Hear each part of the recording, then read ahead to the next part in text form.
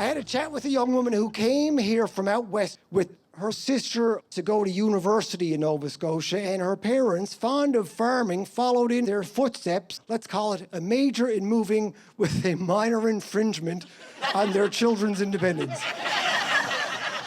I'm talking about Ken and Kathy and Mallory Burka.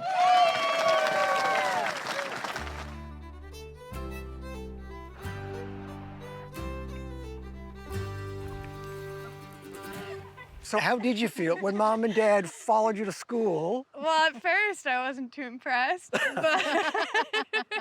it ended up working out in the end. We were looking for a place to revive a family farm business, and this was perfect. They wanted to come to the Annapolis Valley because they wanted to revive their seed business. Generations-old heirloom seeds. If you don't know what heirloom seeds are, like I didn't, it's not like, plant it in the ground and wait for grandma's brooch to come up. What is exactly an heirloom seed? Well, 50 years is technically anything that's older than 50 years, and they haven't been manipulated and they're not hybridized, right? We have to be very cognizant of distances of different varieties and how far apart they need to be planted. That's really important. So they don't interfere with one another? Absolutely, because you can't grow a pumpkin and a squash of the same species 20 feet apart. They will cross and you'll get a Zucca pumpkin or whatever it might be, right? The heirloom seed scene is a big thing all over the world.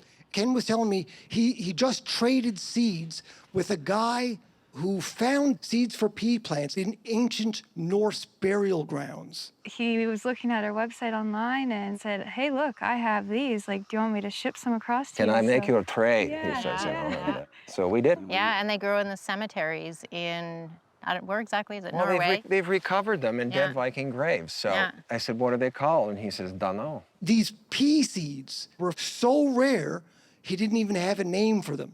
Ken and Kathy immediately agreed on dead Viking seeds, which I think is pretty cool. Here lies Leif Erikson, may he rest in peace. You guys really do things the old way, the old seeds, even some of the equipment here. Well, garlic planting, you're planting almost an acre, right? So you need something to make holes. And so I found this wonderful design with an old cable spool and had little prongs, sticking out, dibblers sticking out. And then the garlic goes inside each hole. Who here has heard of a garlic dibbler? And it's not a starter at Eastside Mario's. So this is the dibbler, and these are the legs from various couches. Various couch legs. Now, you have to be really careful because once you make the holes, you don't want to step on the holes. The holes you've made. So you have to kind of straddle it, right? Yeah, give it a go. So they got me to do it. This was trickery on his part to make me look foolish. Normally, it's two people on either side pushing it. He didn't tell me that, so I'm trying to not walk on the holes, and I'm pushing this thing. I think I'm gonna dibble my groin doing this. That is great. A little bit embarrassing, but listen, when it comes to dibbling, I can say I've dabbled. So there. That's something.